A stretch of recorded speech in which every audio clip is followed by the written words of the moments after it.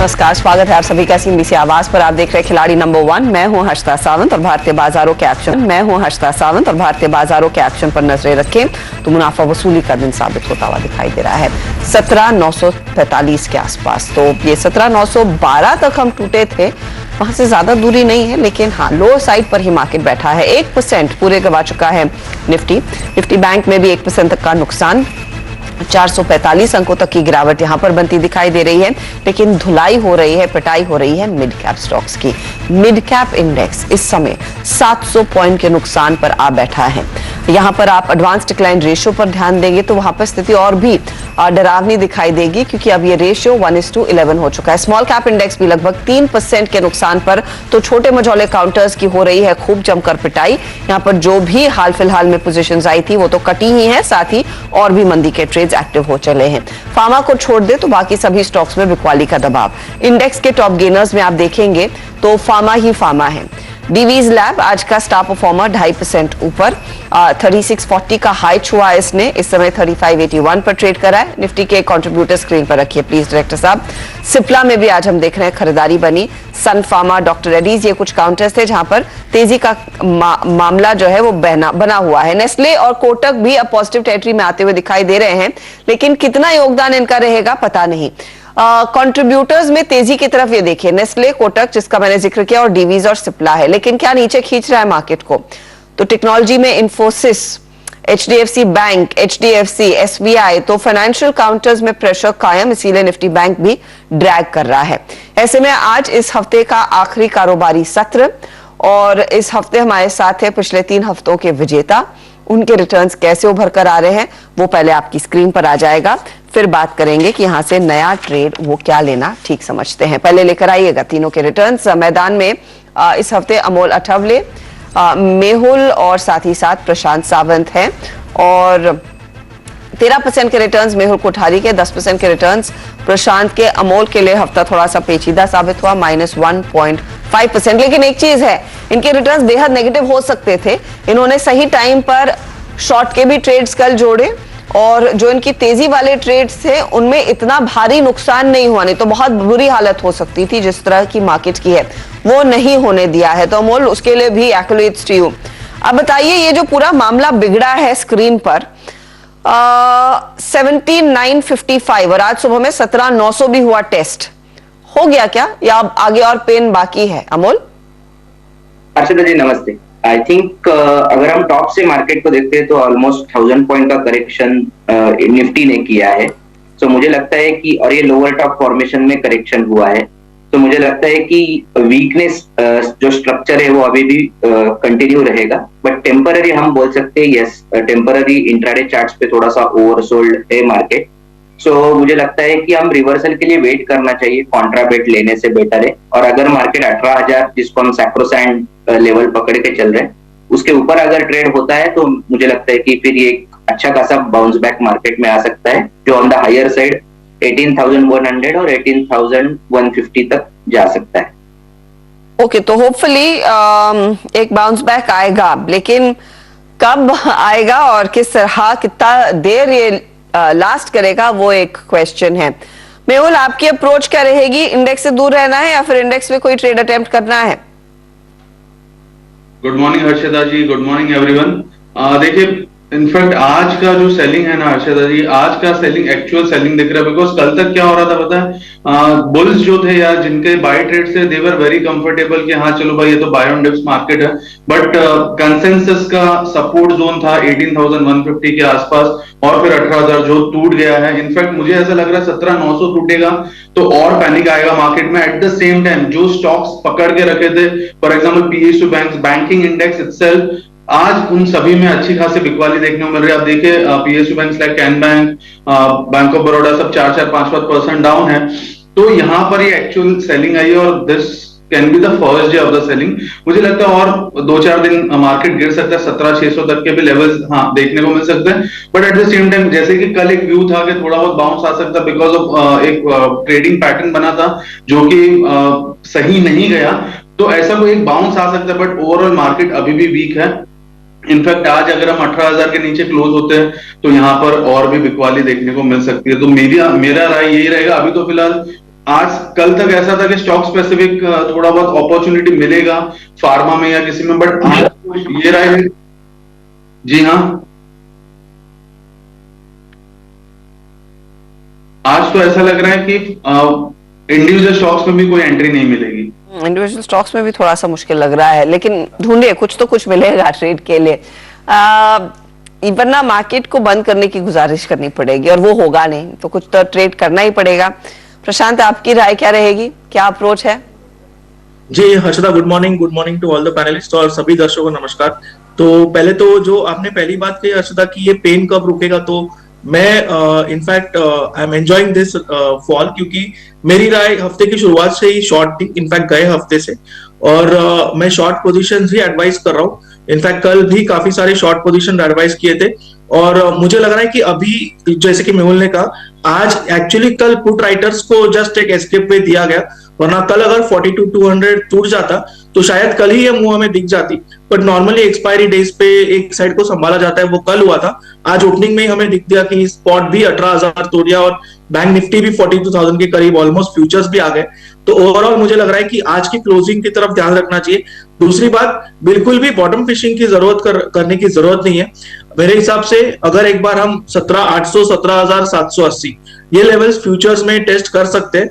यहाँ पे भी मैं ये नहीं कहूंगा कि आप बाय करो, यहां से मार्केट को 18,000 18,050 के ऊपर आने दो, तब आप समझ सकते हो कि ये बॉटम बन चुका है। क्योंकि वरना होगा ये कि आप बाय करोगे और दूसरे दिन कंफर्मेशन के बिना और एक गैप डाउन हो सकता है। तो फिलहाल बाइंग से बच के रहिए। अगर आपको शॉर्टिंग का नॉलेज नहीं है तो आप मार्केट से बाहर रहिए, और बिल्कुल भी कहीं बॉटम फिशिंग करने की, और स्पेशली जो कि थोड़े से फास्ट मूवर्स थे पिछली रैली में, उनमें वीक हुए करके पार्टिसिपेट करने की कोशिश अभी मत कीजिए, क्योंकि मिड कैप इंडेक्स बहुत ज्यादा वीक हो चुका है।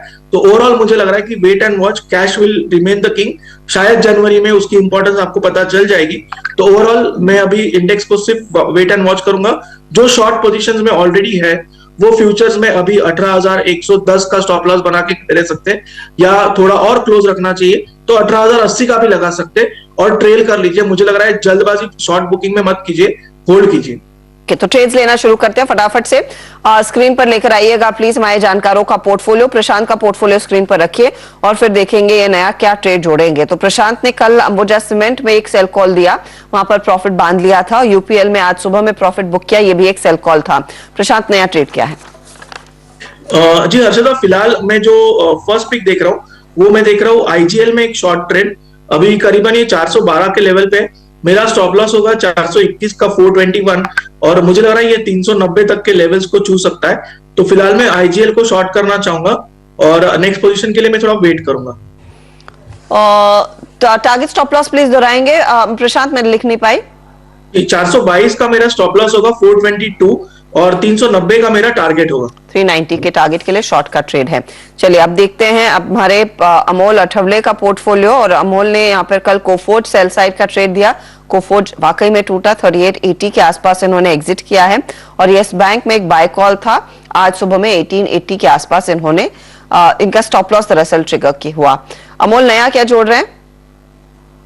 मुझे एक एक्सिस बैंक अच्छा लग रहा है ये लेवल्स पे। द रीजन बिहाइंड इट कि जैसे मिड कैप और स्मॉल कैप स्टॉक्स में अच्छा खासा करेक्शन हो रहा है, और मैं अगर लार्जली एक बड़ा पैटर्न देखता हूँ तो इंडेक्स ऑलमोस्ट 1000 पॉइंट गिर चुका है। तो ये लेवल पे जाके शॉर्ट देना मुझे थोड़ा सा रिस्की लग रहा है। वेयर एज जो ब्लू चिप स्टॉक्स है वहां पे एक अच्छा अपॉर्चुनिटी आता है जब आप कोई अच्छे रिट्रेसमेंट लेवल पे आता है। तो एक छोटा ही स्टॉप लॉस है, 909 अभी चल रहा है, 895 का स्टॉप लॉस रहेगा, और अगर ये बाउंस बैक हो गया तो डबल टॉप के आसपास जा सकता है, जो उसका टारगेट मुझे लग रहा है पोजिशनली 955 तक जा सकता है। सो एक एक्सिस बैंक मुझे अच्छा लग रहा है ये लेवल। 955 के टारगेट के लिए थोड़ा सा पोजिशनल कॉल है, ये आप लेकर चलें। 895 का स्टॉप लॉस जरूर लगाइएगा। अगर रिवर्सल आएगा तो एक्सिस बैंक इनफैक्ट थोड़े से स्ट्रॉन्गर साइड पर खड़ा था, उसकी चर्चा भी इनफैक्ट 2-3 दिन पहले हो रही थी, उस लिहाज से शायद एक मौका है। अब मेहुल का पोर्टफोलियो आपकी स्क्रीन पर लेकर आएंगे, और मेहुल ने भी इनफैक्ट कोई ट्रेड कैरी नहीं किया है, जो भी सौदे थे कल के कल ही निपटा लिए। एक तो कैंप्स था जहां पर प्रॉफिट बुक किया, और मारुति का जो बाय साइड का ट्रेड था वहां पर एग्जिट किया। मेहुल, नया क्या जोड़ रहे हैं? हर्षिता जी, मैं आज एक ट्रेड देना चाहूंगा फिलहाल के लिए, वो है लॉन्ग साइड पे सुवेन फार्मा। Okay. 500 रुपए का भाव है, ब्रेकआउट आया है 200 दिन के मूविंग एवरेज के ऊपर, तो मुझे लगता है आउट परफॉर्म कर सकता है। एज इट इज फार्मा थोड़ा बहुत आउट परफॉर्म कर रहा है। सुवेन फार्मा बाय कीजिए 500 रुपए पे, स्टॉप लॉस 485, टारगेट 530 का रहेगा। 85 का स्टॉप लॉस और 530 के आस 530 ना? जी हाँ, 530 का टारगेट। 530 का टारगेट। तो ये है फिलहाल आपके लिए सुवेन फार्मा। 2 तेजी के ट्रेड्स और 1 मंदी का ट्रेड आया है। चलिए अब फोकस करते हैं एक ऐसे स्टॉक पर जिसने इस साल, जहां पर हमने देखा है मिड कैप्स ने ज्यादा पार्टिसिपेट नहीं किया, 150% से ज्यादा की कमाई करके दी है। बात कर रही हूं मैं एक्सिस केट्स टेक्नोलॉजी की। वो स्टॉक आपकी स्क्रीन पर लेकर आते हैं। हाल ही में कंपनी ने मिस्ट्रल सॉल्यूशंस नाम की कंपनी का अधिग्रहण भी पूरा किया है। साथ ही एबस के साथ पुराना कॉन्ट्रैक्ट भी इनका रिन्यू हुआ है। तो आउटलुक क्या है बिजनेस का आने वाले समय में? हमारे साथ कंपनी के एमडी अरुण कृष्णमूर्ति जुड़ रहे हैं। मिस्टर कृष्णमूर्ति, शुक्रिया हमारे लिए समय निकालने के लिए। पहले तो ये जो एबस के साथ कॉन्ट्रैक्ट आपका रिन्यू हुआ है, वो उसके डिटेल्स हमें दे सके। ये कितना इंपॉर्टेंट क्लाइंट है और इस रिन्यूअल में क्या टर्म्स ऑफ नेगोशिएशंस और बेहतर हुए हैं? I don't know how does it play for you, कि क्या प्राइसिंग कुछ बेहतर हुई है? हर्षिता जी, फर्स्टली थैंक यू, मेरे को शो पे आपने आमंत्रित किया। हमारे लिए एयरबस जो है बहुत ही स्ट्रेटेजिक क्लाइंट है। हम 14 साल से इन लोगों के साथ काम कर रहे हैं और ये जो है चौथी बार ये रिन्यूअल हुआ है। और मैं बड़े खुशी के साथ ये बोलना चाहता हूँ कि ये बार जो हमारा स्कोप है वो पहले से बेहतर है। तो इस बार हम करेंगे product design, product engineering, plant engineering, ये बहुत सारी इंजीनियरिंग एक्टिविटीज करेंगे। बहुत हाई एंड काम है इनके एयरक्राफ्ट के फ्यूजलाज और विंग्स के डिवीजन के लिए। और हम इनके पूरे ग्लोबल जो भी रीजन है सबके साथ काम करेंगे। तो यूके, फ्रांस, जर्मनी, यूएस, जहां पे भी ये लोग प्रेजेंट हैं उनके साथ काम करेंगे। तो हमारे लिए ये आउटकम जो है ये बहुत अच्छा है, ये पहले से बेहतर है, इनका स्कोप भी बहुत अच्छा है। और हमें ये मतलब बड़ी खुशी है क्योंकि एयरबस जो है बहुत ही डिमांडिंग कस्टमर है और वो जिसके साथ काम करता है मतलब it's an appreciation for them कि उन्होंने उनको कॉन्ट्रैक्ट दिया है। तो मेरे को लगता है कि ये हमारे लिए बहुत अच्छा होगा आगे जाते हुए। सर, अगर एक अंदाजा दे सके, जब आप कहते हैं अच्छा होगा आपके लिए, एबस से कितना परसेंटेज ऑफ रेवेन्यूज आप लार्जली कमाते हैं? And does it open Windows for you कि इस तरह के आगे और क्लाइंट्स आप ऑन बोर्ड ला सकते हैं, या फिर ये एक्सक्लूसिविटी होती है इतने बड़े क्लाइंट के साथ? नहीं, देखिए एयरबस जो है वो if you look at it aerospace industry में नंबर 1 है लोगो। तो एयरबस के साथ जो काम करता है उसके लिए ऑटोमेटिक एंट्री हो जाती है बाकी एरोस्पेस क्लाइंट्स के साथ, चाहे वो एयरक्राफ्ट मैन्युफैक्चरर हो या टियर 1 हो या ओईएम्स हो, सबके साथ मतलब एंट्री हो जाती है। तो हमें हमारे जो एरोस्पेस का जो वर्टिकल है उसके लिए ये बहुत ही एक फिलिप होगा क्योंकि this is a very credible customer for us. और सेकेंडली मैं ये भी बोलना चाहूंगा कि बिकॉज ऑफ दिस जो एयरबस का बिजनेस एनवायरनमेंट आप देखते होंगे बहुत ही पॉजिटिव है। उनका जो ऑर्डर बुक है वो अगले 5 साल के लिए फुल है। And what that obviously means is अगर क्लाइंट का ऑर्डर बुक फुल है तो जो भी सप्लायर्स है उनके लिए अच्छा ही होता है। तो एयरबस का टारगेट ये भी है कि आजकल जैसे वो 45 एयरक्राफ्ट मैन्युफैक्चर करते हैं एक महीने में, तो 3 साल के अंदर वो 75 एयरक्राफ्ट मैन्युफैक्चर करना चाहते हैं, which is actually a very big deal. मतलब 25 aircraft more, 30 aircraft more is actually a huge deal. तो इससे हमें मतलब बहुत ही फिलिप मिलेगा। तो it will be very good for our aerospace vertical. तो एरोस्पेस वर्टिकल की रेवेन्यू विजिबिलिटी क्या रहेगी Krishnamurthy ji? How much will it contribute additionally contribute to your overall revenue stream? देखिए थोड़ा ये इन्फॉर्मेशन जो है ये क्लाइंट कॉन्फिडेंशियल है क्योंकि एयरबस नहीं, मैं पूरे सेक्टर की बात कर रही हूँ क्योंकि वहां पर आपका एक्सपोजर है। तो इस ऑर्डर के आने के बाद कितनी विजिबिलिटी है कि रेवेन्यू परसेंटेज टर्म्स में ही बताइए कितना और बेहतर हो सकता है? नहीं, रेवेन्यू परसेंटेज भी मैं इतना ही बोल सकता हूँ कि हमारे लिए बहुत ही अच्छा है। डबल डिजिट ग्रोथ होगा एयरबस अकाउंट पे क्योंकि हमारी कंपनी पॉलिसी हम फॉरवर्ड लुकिंग गाइडेंस देते नहीं है। और सेकेंडली स्पेसिफिकली क्लाइंट्स हमारे बहुत ही they very particular about client confidentiality. तो contract values, order book size वगैरह वो सब हम बता नहीं सकते हैं। I am sorry about that, but it will be very good. It will be double digit growth for us on that account. Okay, double digit growth on the Airbus account. अच्छा, बाकी ऑर्डर्स की situation क्या है? Specially जब आप Europe और US में clients पर नजर डालते हैं, क्योंकि बाकी कंपनियों ने थोड़ा सा इंडिकेशन दिया था कि थोड़ा सा स्लो डाउन है। Have you experience that at all? आप जिन वर्टिकल्स में काम करते हैं या फिर आप थोड़े से आइसोलेटेड हैं? देखिए हमारा जो एक्सपोजर है वो है aerospace, heavy engineering, automotive, energy, right. और अभी जो मिस्ट्राल हमने एक्वायर किया उससे हम सेमीकंडक्टर में काम करेंगे, and then also with defence, Indian defence. तो अगर आप सेक्टर बाय सेक्टर देखेंगे, एरोस्पेस तो मैंने आपको बताया कि बहुत ही वाइब्रेंट है, एयरबस का ऑर्डर बुक बहुत स्ट्रांग है। ऑटोमोटिव जैसे है उसका देखिए कि हम R&D ग्रुप्स के साथ काम करते हैं, तो R&D जो डिवीजन है वो तो मतलब लॉन्ग साइकिल प्रोजेक्ट्स होते हैं, तो उसमें कुछ स्लो डाउन होगा नहीं। इंडियन डिफेंस तो आपको पता ही है कि हमारे प्रधानमंत्री, रक्षा मंत्री ने बोला है make in India, Atmanirbhar, so that actually sector is going to grow significantly. और जो डिफेंस सेक्टर है उसमें सिर्फ 3 और 4 वेंडर है, उसमें ज्यादा वेंडर्स नहीं है, और उसमें मिस्रा लेक है। तो हमें लगता है कि उस सेक्टर में तो इनफैक्ट बहुत ही अच्छा ग्रोथ होगा, क्योंकि national security is the top agenda for everybody. और अगर आप देखेंगे सेमीकंडक्टर बिजनेस जो है, जो अगेन जो मिस्ट्राल करता है, वो भी बहुत वाइब्रेंट है, क्योंकि आप देखिए कि अभी हर डिवाइस जो है, चाहे गाड़ी हो या चाहे एरोप्लेन हो या कंप्यूटर हो या फोन हो, हर चीज में सिलिकॉन और सेमीकंडक्टर होता है। तो हमें लगता है सेमीकंडक्टर इंडस्ट्री भी बहुत ही वाइब्रेंट रहेगा। एनर्जी इंडस्ट्री आजकल में मतलब टॉपिकल इशू है, यूक्रेन क्राइसिस की वजह से काफी एनर्जी सिक्योरिटी क्राइसिस हुआ है, उसकी वजह से अगेन बहुत सारे इन्वेस्टमेंट हो रहा है, तो एनर्जी भी अच्छा लग रहा है in the short term. I would say कि सिर्फ हेवी इंजीनियरिंग जो सेक्टर है उसमें शायद कुछ जो मैक्रो इकोनॉमिक ट्रेंड्स है, इन्फ्लेशन है, उसका कुछ इम्पैक्ट हो सकता है। बट मैं ये बताना चाहूंगा कि हमारा आजकल का जो ऑर्डर बुक है, आजकल का जो बिजनेस है, हमारे जो कस्टमर्स हैं, एज ऑफ नाउ तो हमें कुछ कोई वरी दिख नहीं रहा है। बट आगे हम देखते रहेंगे, अभी चाइना में भी कोविड का जैसे अनाउंसमेंट हुआ है, तो हमें देखना होगा कि आगे क्या होगा, but as of now we are looking good. बहुत बहुत शुक्रिया मिस्टर कृष्णमूर्ति हमारे लिए समय निकालने के लिए। Congratulations on the order renewal, और ऑफ कोर्स सेमीकंडक्टर स्पेस में मैं उम्मीद कर रही हूं कि अब तक जो शॉर्टेज की स्थिति थी वो नहीं होगी, अब आप भी वहां पर कुछ और कमर कसेंगे और प्रोडक्शन बढ़ाते हुए दिखाई देंगे। बहुत बहुत शुक्रिया and wish you all the very best for the coming year. Thank you Harshada ji, thank you. चलिए इस नोट पर हम लेंगे एक छोटा सा ब्रेक, बाकी लौटेंगे मार्केट के एक्शन पर रहेगी नजर।